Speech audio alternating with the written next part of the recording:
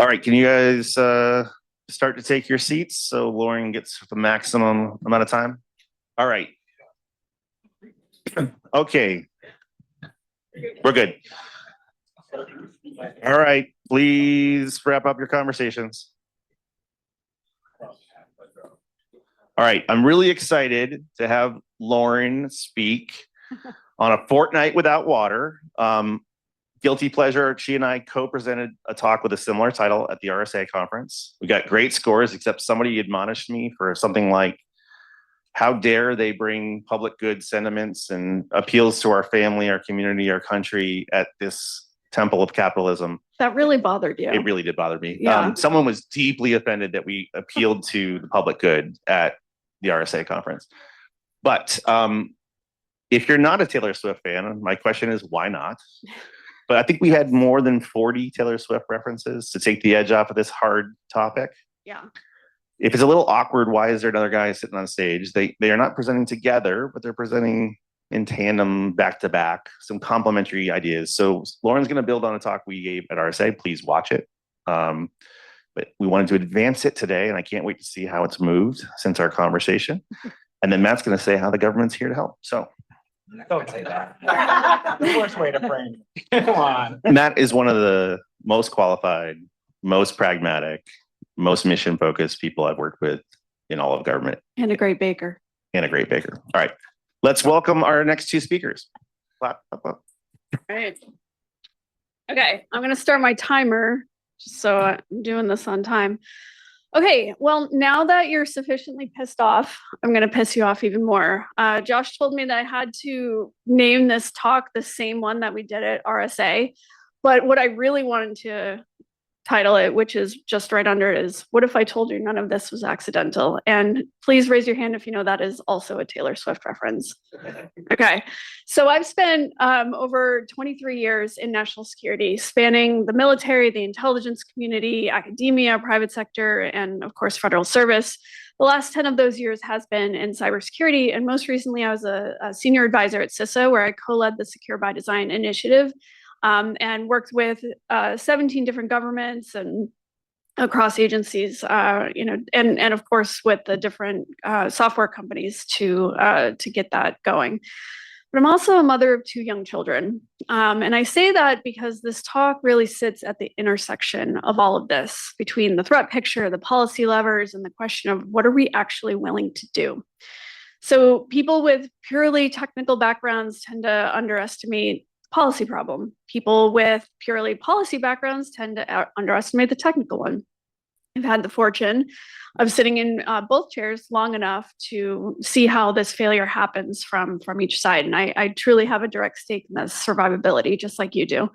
As Josh mentioned, we gave a version of this talk earlier this year, and as Josh mentioned, that talk had a lot of Taylor Swift in it, and she was a useful vehicle for making the argument that insecure software is an economic and a liability problem, not a technical one.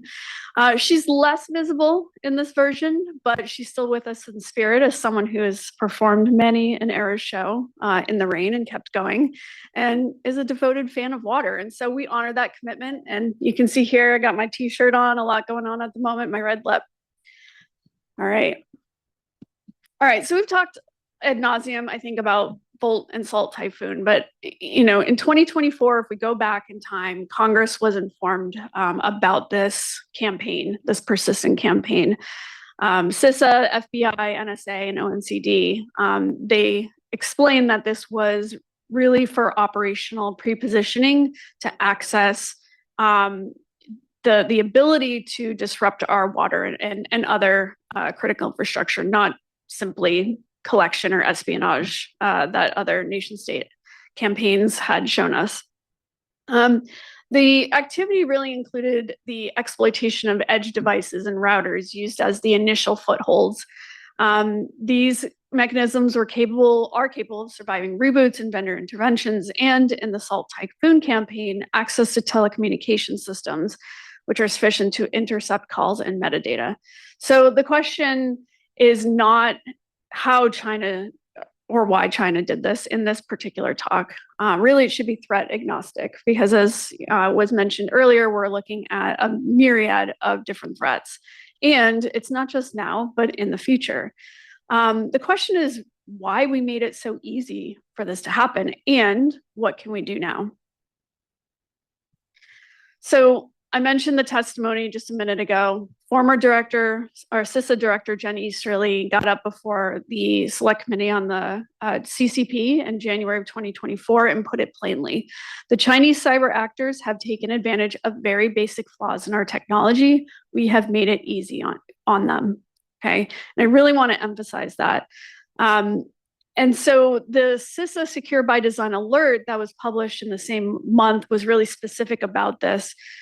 Volt Typhoon had compromised small office and home office routers by exploiting software defects that manufacturers can and must eliminate through secure software design. These were not quote unquote 0 days discovered by sophisticated actors. You know, these are known preventable defects that we've known how to fix for so long, but we just don't. And so really the central claim here is that the root cause of our infrastructure vulnerability is not adversary sophistication. It is a market that has never had to pay the price of security. Okay. And the CISA alert itself was specific about where this was playing out. So again, Volt Typhoon using small office and home office routers. These are the kinds that are running in water utilities, transit agencies, municipal offices across the country. They were used as launching pads into water, wastewater, energy, communications. You know, and this was really played out. I'm sure you all saw the 60 Minutes special on this in Littleton, Massachusetts. So I live in the Boston area. Littleton is about a half hour away from me up on Route 2. And so again, this is not, you know, looking at a national target. These are the smallest of small town USA. And of course, you know, these utilities are using these devices that are so defective, and so they're so vulnerable.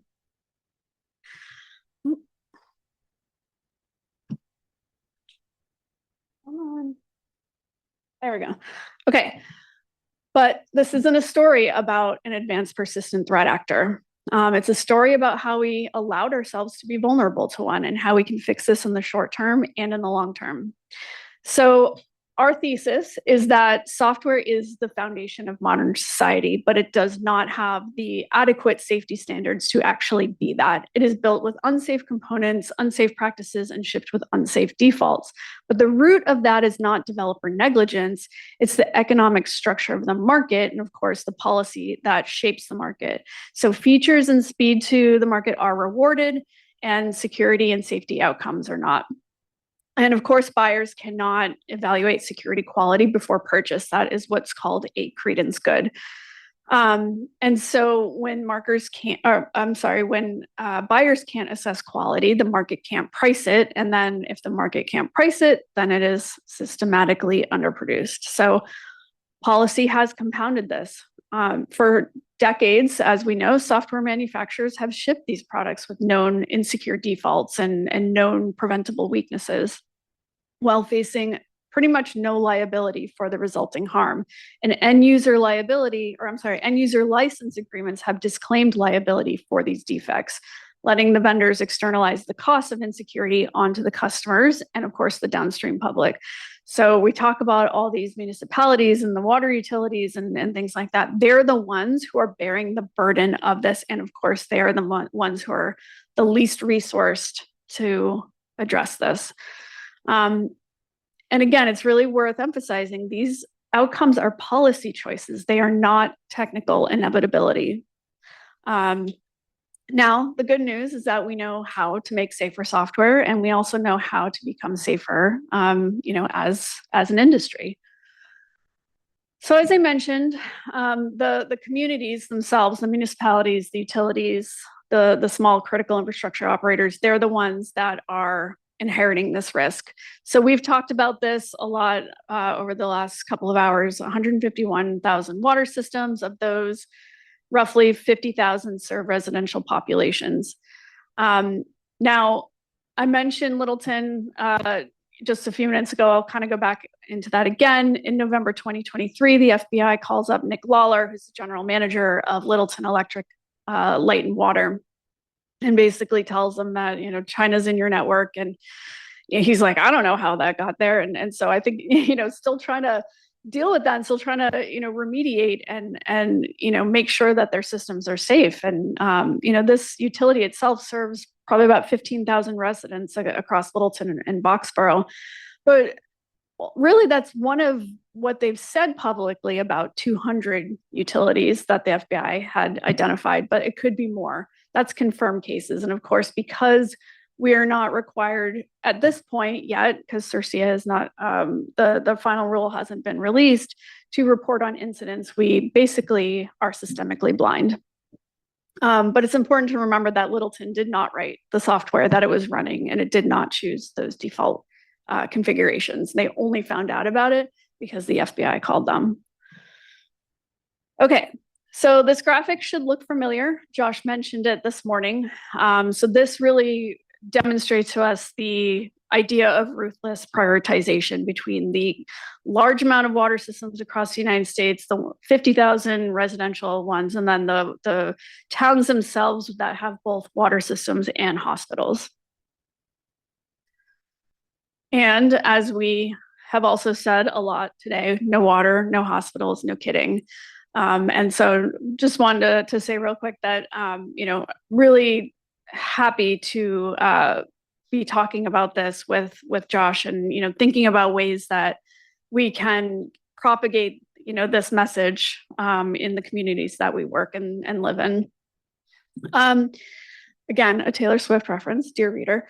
The original presentation at RSA had a friendly debate between Josh and I. We were fighting against each other. He was like, no, they should do CIE, cyber informed engineering. And I was like, no, secure by design. And then it was a false dichotomy. It was like, no, you got to do both, right? So we're really thinking about track A and track B. So, and they have to be done at the same time. So track A is about reforming the conditions, the secure by design, and things that made us very vulnerable, the system basically. And track B is about protecting the operators, the environments, and the communities that are already exposed by isolating, figuring out how to operate in a time when there is no connectivity, how you're going to continue delivering services, and of course, how you're going to coordinate across your communities during a disruption. Now, I mentioned this earlier, the software that underpins our critical infrastructure was simply not designed to meet safety requirements. And I won't read every single thing here, but we don't have those standards. We don't report or we don't require defect reporting. We can't learn from failures and apply those lessons at scale. And of course, AI is amplifying those weaknesses. So these elements here really qualify the kind of software environment that we're in right now. And the price tag of this is pretty high. And I'm going to throw CISA under the bus here for a minute.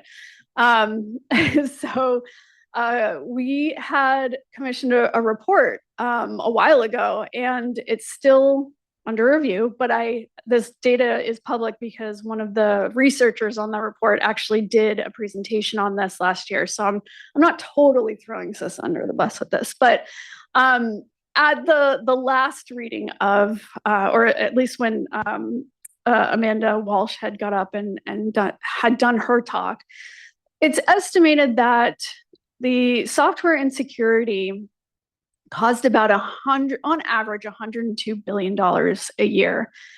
I personally think that is severely undercounting because they were using proprietary reports and really just things that were available, but because we cannot, or because we are not required to report, there's just, severe undercounting. But keep in mind, this is all this loss. And then of course, the cybersecurity aftermarket, the bolt-on aftermarket, that's a lot of money. It's a lot of money that this is costing us every year.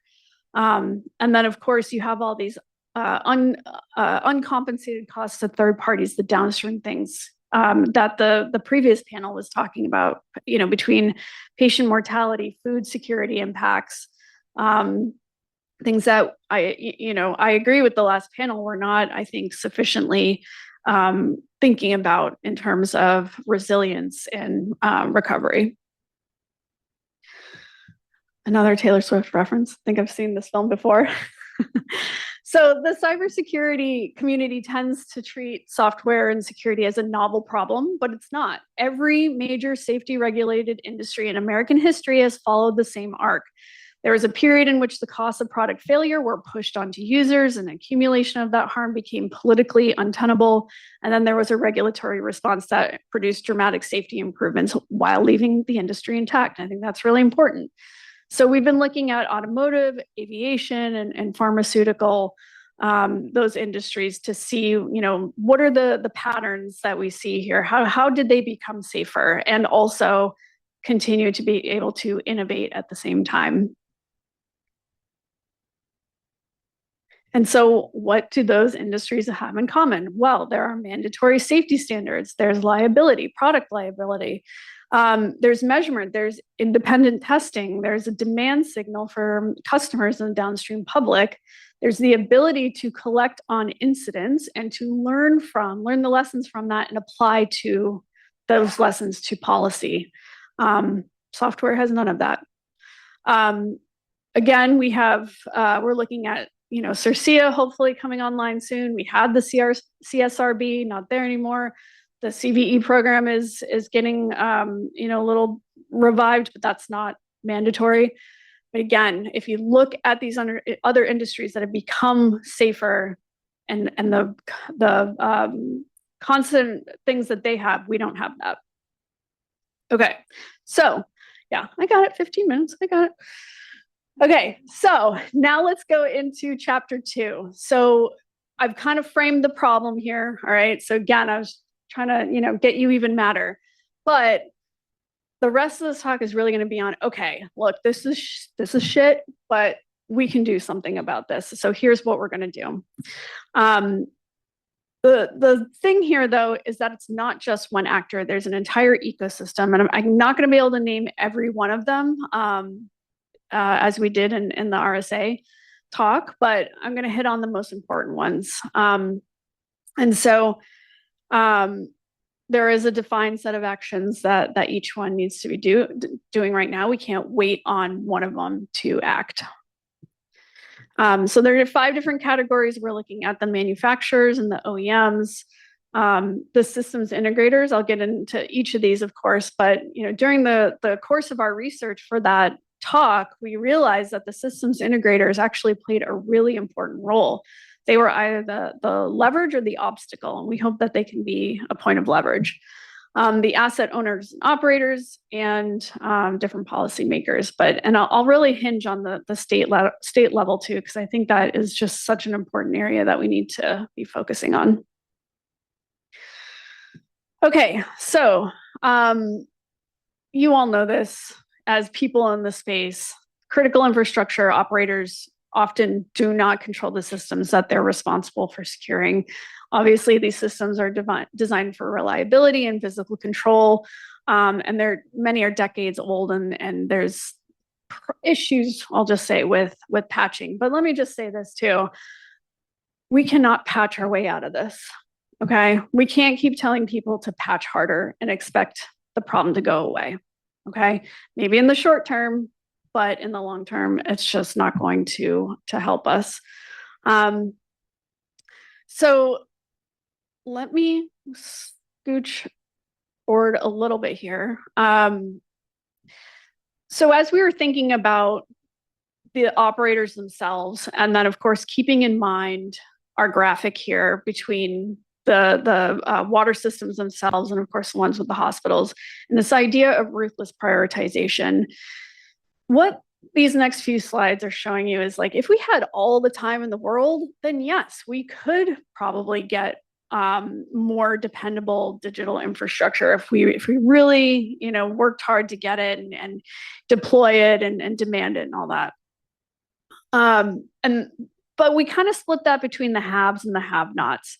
So the haves, the ones with a little bit more resources, maybe they can actually combine together and demand it and buy it and they can afford it. But of course, the have-nots have to really depend on, in the short term, cyber-informed engineering. How do you, again, isolate and how do you recover? But if we keep waiting, then the opportunities for each, it's compressed, right? The opportunity to have more dependable digital infrastructure is compressed, and more of the population is going to need to actually do the engineering aspect and to be able to mitigate the worst consequences of an attack. So you can see here that as we continue to wait, we just foreclose on that ability to actually do something in the short term. But again, I'm not saying that we should never do that. I'm just saying for this particular crisis, but we should be focusing also on the systemic issues in the long term. And then, here's our little overview. And by the way, during our RSA talk, I had a little funny thing where we did some predictions on timing, and I said from an astrological standpoint, looking at the different transits of planets and signs and everything, I think I predicted spring of 2028 too, right? For different reasons, exactly. Exactly. Okay, so then let's get to our asset owners and operators. So obviously, you may not be able to control what has been shipped to you, at least in the short term. But we when I was at CISA, we had secure by design. We also tried to do secure by demand, which was this idea that the customers need to be able to articulate and strengthen the demand signal for security, because I'll tell you, in a lot of those discussions with manufacturers said, well, our customers don't demand security. And my answer to that was, well, I think there's maybe some inherent expectation of it, but we need to be able to provide the language to people to be able to strengthen that demand signal, to turn that diffuse demand and expectation into actual standards and requirements. And actually, when we were still there, Matt worked on the secure by demand for OT guidance. So I think that has been really helpful. And let's see here. All right, so I mentioned the integrators. Are they the obstacle or the lever? So the integrators themselves, they often really control what gets deployed and how it's configured and when it gets updated. So right now, in many contracts, that control is really used to gate patching and behind change management windows that may stretch for months. And then smaller clients, like your smaller water utilities, your municipal agencies, get triaged behind larger, higher paying customers. So in some contracts, if an operator applies a security patch without integrator approval, then they can void that service agreement entirely. So in that case, they've made it financially and legally risky for customers to actually act to protect themselves. So in this case, we ask, consider removing those patch penalties from contracts and stop prioritizing small utilities. They're the exact systems that the adversaries are really targeting because they're the weakest point. And as we're talking about these players and thinking about ways to move this along, it's like getting them in the same room so that they understand their point in this whole system and where they can actually play a really significant role, we think is vital. But on the other side of that, if integrators begin requiring secure by default configurations as a condition of deployment, then the manufacturers then have a market incentive to provide them. The same network of firms that are currently propagating insecure defaults can then become the fastest path to securing critical infrastructure at national scale. Which one they are really depends on what the buyers require. And And so, looking at the secure by deployment, and this, I was really trying to riff on what Matt has put out before. But look, the obligation here is really simple. We have to ship securely by design and by default. And, we call on the manufacturers to take responsibility for your customer security outcomes. And I know that's, easy to say when you're dealing with shareholder interests and things like that. But I hope that the mandate here is clear. We're dealing with public lives and public safety. As I mentioned, the Secure by Design alert from January of 2024 documented, these design failures that Volt Typhoon had exploited. Things like, default passwords, MFA wasn't, included, and logging by default and things like that. These aren't unknown. These are easy things to put in. We know how to do it. It's the requirements to do so. It has to change. And so I mentioned, these things for the manufacturers. This goes for OT, ICS, and SCADA, as well as IT and edge network devices. Okay, these are all the kinds of devices and software that are being used by these entities. And again, looking at secure by design for OT and ICS devices, again, we're looking at secure authentication, configuration management, logging at no extra cost, vulnerability disclosure policies, open standards. Okay, again, these are things that are well known and can be done. Okay, so I really want to take a minute here, and I know I've got 5 minutes left, Josh. I'm timing it.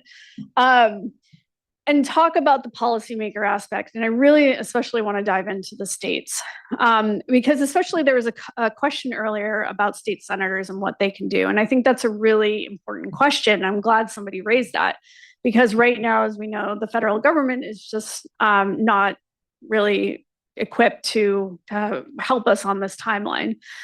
And so, there's that aspect of it, obviously the loss of CISA advisors, and then of course the executive order that came out in March of 2025 that pushed a lot of the responsibility of security and resilience to the states without commensurate funding and capacity building. And so I think that there's a lot of things that can happen at the state level, and I'm working on creating some of those recommendations in Massachusetts. But I think one of the biggest things that states can do is this coordination, creating this cross-sector cyber physical preparedness function so that people know the threat, people know what to do in this instance, they know who to call, so they're not figuring this out during a crisis. And then again, that it's cross-sector, okay? But then in the long term and from a strategic standpoint, there are things that we can do too to change the system using SLCGP funding for, to not continue to subsidize defective products. The incident reporting, that I know is happening in New York, to be able to learn from those failures. In fact, Massachusetts is doing something like this, but they're not learning from the failures in a way that I would like them to do so. They're kind of going to the proximate causes, clicking a link or whatever. We're not understanding the product failures that led to this. And then, of course, the federal policymakers. So obviously there are things going on in the executive, CI Fortify. Matt will be able to talk about that. Things that we can do, reauthorizing CPAC, for instance. I put a CRF question here. That's something I worked on when I was at CISA, and that could be a potential avenue. The CVE program, can we learn again from those defects, how the products are failing, how the hacks are happening so that we can inform policy? And then of course I look at Congress as they have, I think the longest lift here, but need to be holding hearings as Josh just did, need to fund the response, need to have that call to action. But in the long term, let's make software safer. Let's create mandatory safety standards. Let's establish liability. Let's learn from those failures. Let's mandate that defect reporting, just like those other industries have done and have become demonstrably safer for people. Okay, so, you know, every time I make this argument, I'm told that software is different, that it's, you know, too fast, too hard to do, can't apply standards, that liability is going to stifle innovation, that it's, you know, too complex and can't assign accountability.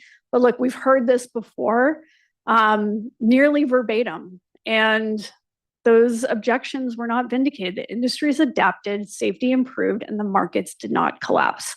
So the argument that software is uniquely exempt from product safety accountability is not a technical finding. It's a political position. And that has been successfully maintained by an industry, you know, with substantial resources and so far limited legal exposure. But we can change that. And so Volt Typhoon, as we know, Salt Typhoon, not a closed chapter. It's still happening, as Mark Montgomery said, it's going on right now. But there are things that each of us can do in this room to get us to a better state, to a more resilient state, to a more prepared state. So that work starts now.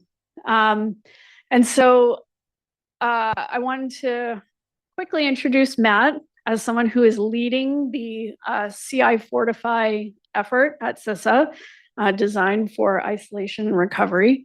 I'm really excited to see them work on this, and I'm also just really happy to be up here with my former colleague. So thanks, Matt. 16 seconds. I think you're welcome. So, It's 2:36. yeah, we started late. Okay. Yeah. We'll build it into Josh's schedule.